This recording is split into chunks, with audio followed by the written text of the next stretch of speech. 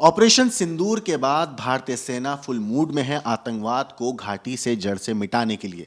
और इसीलिए पिछले 3 दिनों में 6 लोग यानी कि या यूं कहूं 6 आतंकवादियों को मौत के घाट उतार दिया जा चुका है। उन 6 आतंकवादियों को जहन्नुम के दरवाजे तक भारतीय सेना पहुंचा चुकी है।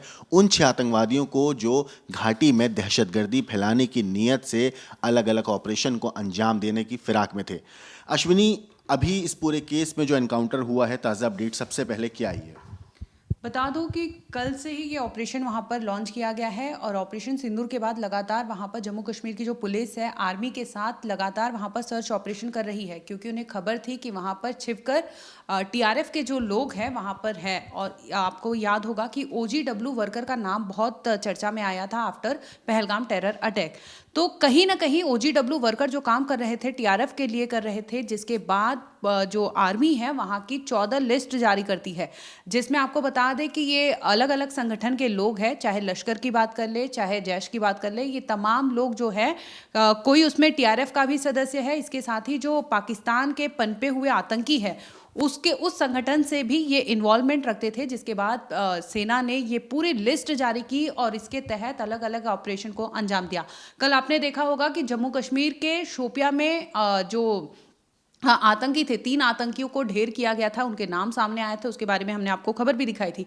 लेकिन आज ये खबर आती है कि वहां पर त्राल इलाके में भी खबर थी कि 6 आतंकी घुसे थे, जिसके बाद 3 को ढेर किया गया है। तीनों का नाम सामने आता है और आपको बता दें कि जो नाम है वो आमिर है, यवर है और आसिफ है। ये तीनों जैश के बताए जा रहे हैं, जैश ए मोहम्मद के ये लोग वहाँ आतंकी बताए जा रहे हैं। अभी भी सेना का ऑपरेशन जारी है और आर्मी ने एक बकायदा इस ऑपरेशन को नाम दिया है ऑपरेशन नादेर के तहत। ये वहाँ पर सर्च ऑपरेशन कर रहे हैं, स्टिल ऑपरेशन गोइंग ऑन है। इसके अगली अगर बात करें तो ऑपरेशन सिंदूर को भी बोला गया है कि अभी तक स्थगित नहीं किया गया है और ये ऑपरेशन अभी तक स्थगित है, लेकिन आगे आने वाले टाइम में हो सकता है कि अगर पाकिस्तान अगर कुछ करता है वहां से हरकत, तो इसका करारा जवाब दिया जाएगा।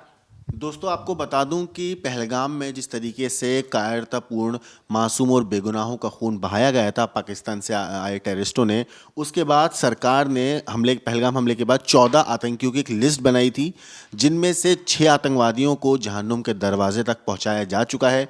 और अभी 8 ऐसे आतंकी हैं जो अभी एक्टिव हैं, जिनकी तलाश में जो सेना है वो अलग अलग तरीके से जांच कर रही है, तफ्तीश कर रही है, पता लगा रही है कि वो 8 आतंकी कहाँ छिपे हैं। और अब उन्हीं 8 आतंकियों का नंबर है जहन्नुम में जाने का। इससे पहले और बात करें, आपको बता दूं कि आज जो है ऑपरेशन सिंदूर के बाद रक्षा मंत्री राजनाथ सिंह पहली बार जम्मू कश्मीर पहुंचे थे। श्रीनगर के बादामी बाग छावनी भी गए, जहां उन्होंने पाकिस्तान की तरफ से दागे गए मोटार और गोलों के टुकड़े देखे। साथ ही साथ राजनाथ सिंह ने कहा कि पहलगाम में आतंकियों ने धर्म देखकर निर्दोष लोगों को मारा था और हमने उनका कर्म देखकर खात्मा किया, ये हमारा धर्म था। अश्विनी, इससे पहले जो उन्होंने वहाँ पे पूरी एक प्रेस कॉन्फ्रेंस करी, वहाँ पे सेना के जवानों से बात करी राजनाथ सिंह ने, उन्होंने बिल्कुल साफ और सरल शब्दों में प्रधानमंत्री ने जो कहा था उसी बात को दोहराया। जैसे कि प्रधानमंत्री ने बोला था कि आतंक को लेकर पाकिस्तान से कोई बात नहीं होगी, सीधा डायरेक्ट एक्शन होगा। तो क्या अब उसी एक्शन के तहत घाटी में ये पूरा एक ऑपरेशन चलाए जा रहे हैं ऑपरेशन सिंदूर के बाद? क्योंकि ऑपरेशन सिंदूर अभी ख़त्म नहीं हुआ है, उसे स्थगित किया गया है और अब उस ऑपरेशन को स्थगित है, लेकिन घाटी के अंदर अब अंदरूनी तौर पर एक सफाई का काम आर्मी ने शुरू कर दिया है। उन आतंकियों की एक एक पॉइंट आउट करके उन्हें निकाला जा रहा है उनके बिलों से और उनको मौत के घाट उतारा जा रहा है, या यूं कहूं कि उनके किए हुए गुनाहों की सज़ा उन्हें दी जा रही है। तो क्या अब इस तरीके का ऑपरेशन और ज़्यादा आने वाले फ्यूचर में हम लोग को देखने को मिलेंगे? इसमें मैं बता दूं कि ऑपरेशन जो नादेर है उसे स्पेसिफिकली एक हमारी जो यूनिट है यानी चिनार कॉर्प्स अंजाम दे रही है। ये श्रीनगर में अंजाम देते हैं और ये अपने इसी तरह के ऑपरेशन के लिए जाने जाते हैं, यानी स्पेशल तरह के टेररिस्ट जो होते हैं। क्योंकि आपने देखा होगा कि शोपिया में जब ये टेररिस्ट को ढेर किया गया था तो उनके पास से कई असलहे, कारतूस और तमाम ऐसी चीज़ें मिली थी जो अपने आप में दिखा रही थी कि कितना दहशत वो फैला सकते थे। आपने देखा होगा, हम स्क्रीन पर आपको वो भी विजुअल दिखाएंगे। लेकिन अब बात करते हैं चिनार कॉर्प्स की कि जिस तरह से वो वहां पर एक्टिविटी, जो भी टेररिस्ट होते हैं वो अगर किसी भी तरह की गतिविधि को अंजाम देते हैं तो ऐसे में वो स्पेशल ऑपरेशन लॉन्च करते हैं और इसके बाद वो वहां पर जितने भी घुसपैठिए हो चाहे टेररिस्ट हो, क्योंकि खबर है कि वहां पर 6 लोग थे जिनमें से 3 लोगों को उन्होंने ढेर कर दिया है और 3 अभी वहां पर सर्च ऑपरेशन करके वो हो सकता है आने वाले टाइम में उन्हें भी ढेर कर दे। अब बात करते हैं, जिस तरह से आपने देखा होगा कि ऑपरेशन सिंदूर लॉन्च किया गया इंडिया की तरफ से, इसके बाद प्रेस ब्रीफिंग की गई और पीएम मोदी को भी आपने सुना होगा कि वो कैसे एयरबेस पे जाकर वहां से संबोधित करते हैं, हमारी सेना की तारीफ करते हैं। इसके साथ ही तमाम ऐसी चीजें सामने आती हैं। दूसरी ओर अब बात करूंगी कि पाकिस्तान में अगर देखा होगा कल आपने कि वहां के पीएम भी जाते हैं, ठीक ऐसा ही कॉपी करते हैं जैसा यहाँ के पीएम मोदी ने किया था। क्योंकि आपने पीएम मोदी का अगर फोटो देखा होगा तो हमारी जो डिफेंस के वेपन्स थे, S-400 की बात कर लूँ चाहे फिर राफेल की बात कर लूँ, तमाम उसके साथ उनकी तस्वीरें सामने आती है। दूसरी ओर पाक पीएम जो है वो भी जाते हैं अपने डिफेंस सिस्टम के यहाँ, एयरबेस के यहाँ, वो भी वहाँ पर जाके संबोधित करते हैं। अगर आपने तस्वीरें देखी होगी, आपको नहीं लगता ये ठीक ठीक कॉपी कैट वाला चीज़ें कर रहा है वहाँ पे? देखिए, पाकिस्तान की तो आदत है भारत को कॉपी करने की। बस एक चीज़ है जो पाकिस्तान कॉपी हमारी नहीं करना है और वो करना चाहिए, उसे ये भी कॉपी करनी चाहिए, लेकिन एक चीज़ ऐसी है जो वो नहीं कर रहा है और वो है आतंकवाद के खिलाफ सीधी और सटीक रणनीति कि हमें आतंकवाद अपने देश में नहीं चाहिए। उम्मीद है और यही दुआ है कि पाकिस्तान ये चीज़ भी कॉपी कर ले। मतलब सोचिए, जो चीज़ कॉपी करनी चाहिए, जिस चीज़ से भारत से उसे सीख लेनी चाहिए, वो सीख वो उससे नहीं ले रहा है। वो सीख ले रहा है अपने जो उसके आका हैं, जो उसके जो जिनसे वो भीख मांगता है, चाहे वो चाइना हो, चाहे वो तुर्की हो, अज़रबैजान, इन जिनके हथियारों के दम पर वो अपनी आंखें दिखा रहा था भारत को, और अब भारत ने उन्हीं उसकी आंखों में घुस कर न सिर्फ उन आंखों को फोड़ा बल्कि पूरी तरीके से तबाह भी कर दिया। लेकिन देखिए, पाकिस्तान की फितरत अलग है। वो एक ऐसा मुल्क है जो तबाही की तरफ बढ़ रहा है और उसको तबाही तक ले जाने वाले उसके के ही अपने हुक्मरान हैं।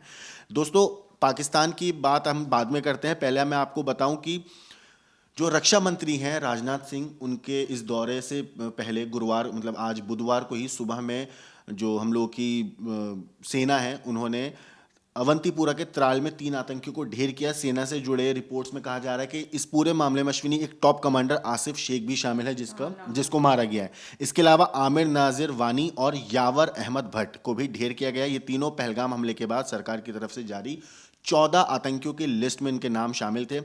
लेकिन सबसे मजेदार बात और सबसे दो टूक बात, जैसे प्रधानमंत्री मोदी ने पहले बोली थी कि भैया हम आतंकवाद को लेकर कोई भी दो राय नहीं होगी, कोई भी इफ एंड बट नहीं चाहिए, आतंकवाद को ख़त्म करने के लिए हर निर्णायक कदम भारत उठाएगा।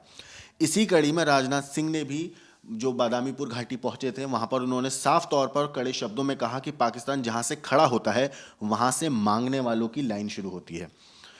हाल ही में पाकिस्तान आईएमएफ से कर्ज मांगने गया था, जबकि भारत उसी आईएमएफ को फंड देता है। अब आप सोचिए कि जहां से वो भीख मांगने के लिए लगातार गुहार लगा रहा था, या जो लोग उसे भीख में पैसे दे रहे थे और उन जिन पैसों से वो हथियार खरीद रहा है, उसको भी हम फंड करते हैं। अब आप सोचिए कि पाकिस्तान उन्हीं पैसों का इस्तेमाल अपने मुल्क की तरक्की के लिए नहीं करता है। जैसा कि आपने पूछा कि वहाँ के कॉपी करते हैं, वो हमें कॉपी करने की कोशिश कर रहा है क्या पाकिस्तान? देखिए, क्योंकि उन्होंने पीसी भी किया, आप हाँ, आपको ये चीज़ समझनी होगी कि जब ये पूरा अटैक हुआ तो इन लोगों ने, पाकिस्तानियों ने बहुत ज़्यादा हवा दिखाया कि हमने भारत के इतने ड्रोन गिरा दिए, हमने भारत का डिफेंस सिस्टम ख़राब कर दिया, हमने भारत का एयर डिफेंस सिस्टम ख़राब कर दिया, हमने भारत के इतने जहाज़ गिरा दिए।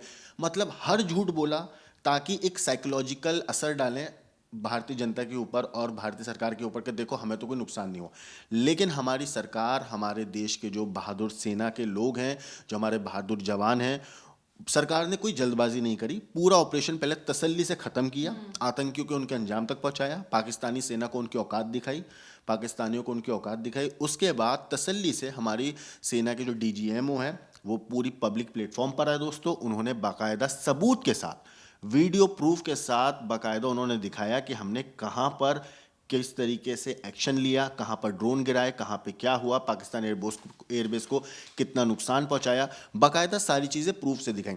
अब जब ये प्रूफ सारे दुनिया के सामने आ गए ना, प्रधानमंत्री ने सब सारी बातें जब आके कैमरे पे बोली और सारी बातें बताई, इसके बाद पाकिस्तान में खलबली मच गई और खलबली भी उस तरह मची कि वहाँ की जो जनता थी वो अपनी सरकार के ऊपर उन्होंने उंगली उठाई और पूछा कि भाई आप लोग जो इतने दावे बड़े बड़े कर रहे थे, अब सबूत कहाँ है? भारत ने तो सबूत दिखा दिए।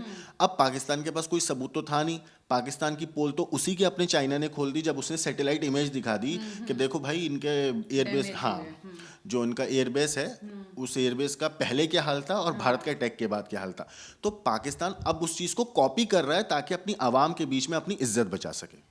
यहाँ पे अब बात करते हैं ना पहलगाम टेरर अटैक को जिस तरह से अंजाम दिया गया था, इसके बाद आपको याद होगा कि टीआरएफ जो रेजिस्टेंट फ्रंट है जम्मू कश्मीर में एक्टिव है, लश्कर तैयबा की ये प्रॉक्सी मानी जाती है, ये इनको लेकर भारत का एक कड़ा कदम सामने आया है। आपको बता दें कि ये यूएन में मीटिंग आज होनी है जिसमें ये बात करेंगे कि इस तरह से जो टीआरएफ अंजाम दिया था और उसने क्योंकि सोशल मीडिया पर क्लेम किया था कि पहलगाम टेरर अटैक को अंजाम कोई और नहीं बल्कि टीआरएफ ने दिया है, और आपको याद होगा कि टीआरएफ किस संगठन से ताल्लुकात रखता है। इसके साथ ही अब बात कर लेते हैं कि जो इंडिया की तरफ से जो टेक्निकल टीम है न्यूयॉर्क में, वो उनसे बातचीत करेंगे और इस पर कार्रवाई करने की मांग करेंगे कि जिस तरह से यूएन के, क्योंकि आपको याद होगा कि यूएन में जो इनका कमिटी है, बात करते हैं काउंटर टेररिज्म, यूएनओसीटी के नाम से जाना जाता है, इसके साथ ही counter terrorism committee executive director, इन दोनों से मुलाकात होनी है जिसके बाद ये उठाया जाएगा कि पहलगाम टेरर अटैक को क्योंकि टीआरएफ ने क्लेम किया था तो उन पर कड़ी कार्रवाई हो। और दूसरी ओर लश्कर तैयबा जो आतंकी संगठन, आपको याद होगा कि मुरिदके में ट्रेनिंग देता था, तो उसमें भी ये सामने आया था कि 26/11 का आतंकी जो कसाब था उसे भी वहीं ट्रेनिंग दी गई थी। और इस तरह से जो ओजीडब्ल्यू वर्कर यहाँ पर टीआरएफ में शामिल होकर जाते हैं, बाकायदा लीगल तरीके से पाकिस्तान में ट्रेनिंग लेकर वो वापस इंडिया आते हैं और इस तरह से वो वहाँ पर इस पहलगाम टेरर अटैक को अंजाम देने में उनका नाम सामने आता है और वो क्लेम भी करते हैं। तो इस कड़ी में यूएन में भी इस मैटर को उठाया जाएगा और बात की जाएगी और पाकिस्तान पे हो सकता है आने वाले टाइम पे एफएटीएफ की जो बात होती है, यानी फाइनेंशियल एक्शन टास्क फोर्स जो होता है, उस पर भी डिमांड की जाएगी कि उसे उस लिस्ट में लाया जाए, यानी ग्रे लिस्ट में लाया जाए, ताकि वो इस तरह के आतंकी गतिविधि जो क्रॉस बॉर्डर होती है उस पर लगाम ला सके। क्योंकि आपने लगातार सुना होगा कि पीएम मोदी ने 2-3 चीज़ें कही हैं जो बहुत बड़ा संदेश है पाकिस्तान के लिए। उन्होंने कहा है 2 टूक में कि अगर भारत से बात करनी है तो बायलैटरल वे से बात करें, और अगर भारत से बात करनी है तो पीओके पर बात करें, अगर भारत से बात करनी है तो एंटी टेररिज्म के ऊपर बात करें। इसके अलावा भारत कोई भी चीज़ उनसे सुनने के लिए तैयार नहीं है। किसी तीसरे की दखलंदाजी को भी भारत ने सिरे से नकार दिया है कि वो इसे मंजूरी नहीं देते हैं कि अगर कोई तीसरा आके हमें समझाए तो हम वो नहीं समझेंगे। दोनों देशों का, दोनों मुल्क का ये मैटर है, तो वो मुझे लगता है कि वो सही भी कदम है कि दोनों देश ही इस मामले में समझदारी करे या समझे इस चीज़ को। देखिए, इससे पहले जो एक डोनाल्ड ट्रंप की तरफ से कहा गया था कि उन्होंने मध्यस्थता कराई है, उसको बिल्कुल सिरे से खारिज कर दिया गया है। ऐसा कुछ भी नहीं था। वो एक अलग, जो भी एक सीन था वो एक अलग चीज़ बनी थी। वो जिस तरीके से ट्वीट आया उससे और सीज़ फायर का एक अलग ही क्रेडिट लेने की कोशिश हुई, वो एक अलग सिनेरियो था। लेकिन इसमें सबसे हैरानी वाली बात मैं अब आपको दोस्तों अब बताता हूँ। आपको याद होगा जब भारत सरकार ने पहलगाम के अटैक के बाद पाकिस्तान के टेररिस्ट कैंपों को अटैक करा था, 9 कैंपों को निशाना बनाया था और उनको ध्वस्त कर दिया था। अब खबर दोस्तों आ रही है कि पाकिस्तान सेना, पाकिस्तान सरकार मौलाना मसूद अजहर के उन्हीं टेरर कैंपों को, जिसको भारत सरकार ने, भारतीय सेना ने तबाह कर दिया था, 14 करोड़ का मुआवजा देने की बात सामने आ रही है। मतलब पाकिस्तान मौलाना मसूद अजहर को और उसके जो ग्रुप है उन लोगों को 14 करोड़ रुपए देंगे ताकि वो दोबारा से उस इंफ्रास्ट्रक्चर को बना सकें, यानी कि उस आतंकवादियों के स्कूल को दोबारा से बनाने के लिए पैसा, फंडिंग जो है वो पाकिस्तानी सरकार, पाकिस्तानी सेना दे रही है। तो अश्विनी, ये मुल्क सुधरने वाला है नहीं। इतना सब कुछ होने और सुधरने की बात भी हम कैसे सोच सकते हैं?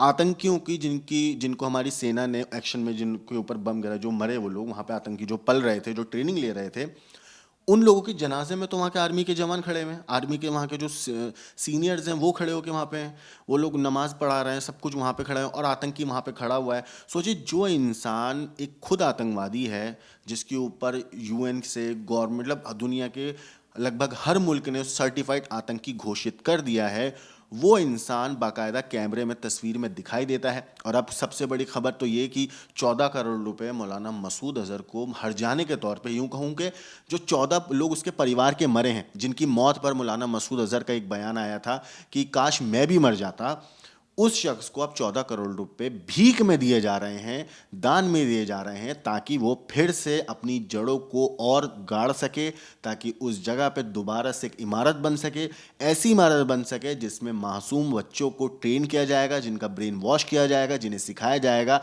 इंसानों की जान कैसे लेनी है, जिन्हें इंसानियत का गलत पाठ पढ़ाया जाएगा, जहाँ पे आतंकवादी बनने की फुल ट्रेनिंग दी जाएगी। ऐसी जगह जहाँ पे नर्सरी में आतंकवादियों का एडमिशन होगा और फिर वो आतंकवादी पीएचडी करके वहाँ से निकलेंगे और उसके बाद अंदर घुसकर मासूम और बेगुनाहों की जान लेने की कोशिश करेंगे। तो पाकिस्तान, आपको लगता है इन सब चीज़ों के बाद दोबारा कभी सुधरेगा?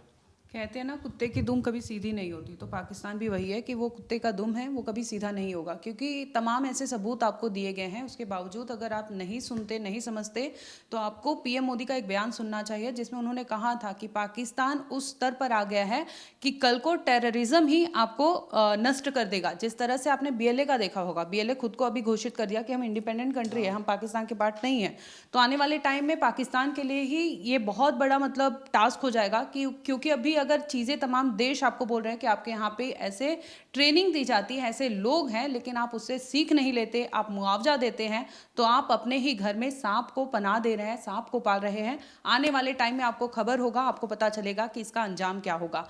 फिलहाल के लिए इतना ही, आगे जो भी अपडेट होगा हम आप तक जरूर आएंगे। आप देखते रहिए क्राइम तक।